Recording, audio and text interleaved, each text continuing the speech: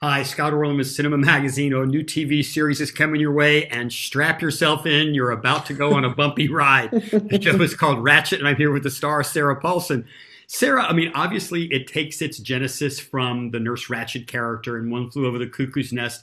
Did you want to go back and watch Louise Fletcher, or kind of steer as far clear as that as possible?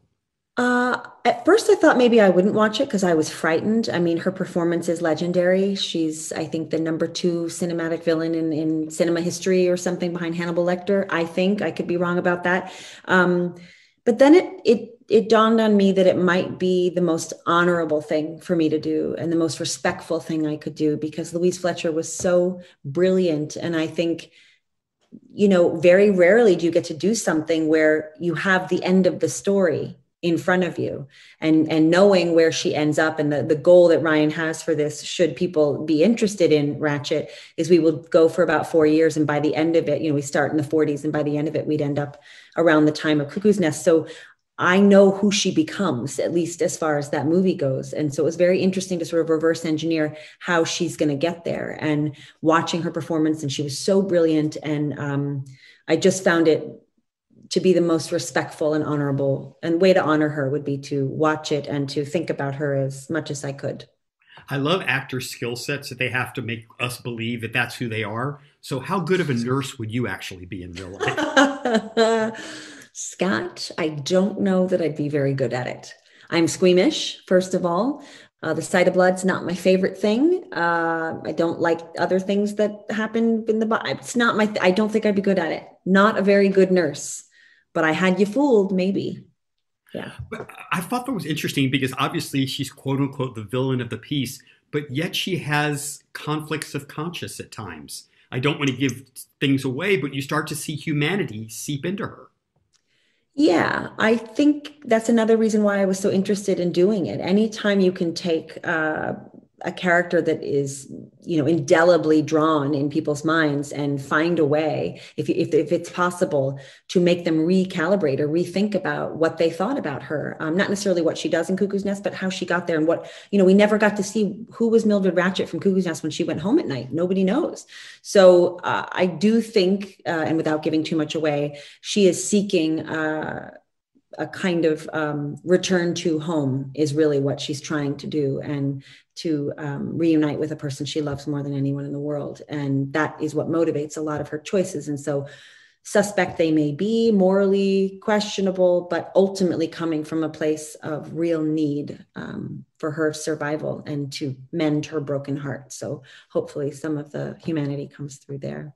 Obviously, over the course of your career, you've played in several period pieces. But this one has such its feet firmly planted in that film noir, that style of the 1940s with the camera angles, the clothes. How much did you feel in the presence of that? Oh my goodness. I mean, that's the thing. I mean, you're well versed in the things that Ryan does. Everything he does from a visual standpoint is always sort of startling in terms of its detail and its richness. It's saturated and this is almost in Technicolor. And yet, as you say, its feet are firmly planted in this noir. But Cynthia Nixon said something so interesting today when we were talking earlier, that her son watched it and he said most movies like that, they play in shadow, and this is playing in sort of bright, saturated color. And it's a real testament to Ryan and the costume designer and our set designer and production designers, who are just so magnificent. And it makes my job very easy because I don't have to imagine I'm in the 40s. I just put those gloves on, that hat pin. We used a real hat pin, and it was just like, oh, I don't have to do anything. I just have to stand here and people are going to think it's the 40s because of all this. She is slightly manipulative. What do you mean? Well, maybe this much, maybe not even that much. How much did that intrigue you? Because, I mean, in the same way that she had a trajectory to kind of get what she wanted, as an actor, when you're starting out, did you have to be a little manipulative to get people's attention to notice you? Well, I certainly don't think I did any of that consciously, but I'm sure, all of us, if we're really honest with ourselves, when you're hustling, you got to kind of figure out a way to make your presence known. I don't think I ever did it by way of conscious manipulation, but every time you get your hair colored and you become a blonde when you're a brunette is a form of manipulation, isn't it? So I did plenty of that, that's for sure.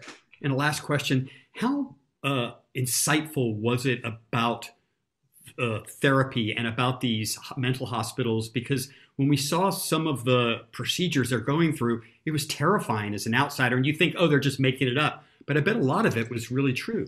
A lot of it, sadly, was really true. And at that particular time in our country's history, a lot of these things were happening in Europe, and they were sort of cutting edge things that were happening in the United States. And of course, now when you look back, those things, the treatment seemed quite barbaric. But back then they seemed, they were done with the best of intentions. It's just, those electric shock treatments in the beginning, before they figured out that you needed to anesthetize someone, they couldn't put, the electricity had to be on lower power. And prior to that, they were breaking bones. People were losing their memory. And so they had to figure it out as they were going along. And unfortunately, I think a lot of people were harmed in the figuring of that. So that's sort of hard. And there's all kinds of things that are still happening, including,